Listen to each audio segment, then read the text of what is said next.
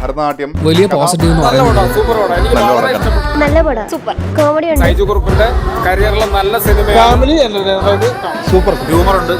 Family ഓഡിയൻസിന് എല്ലാവർക്കും ഇഷ്ടപ്പെടും. തിയേറ്ററിൽ ഇത് ആക്ച്വലി അങ്ങനെ വർക്കായില്ല.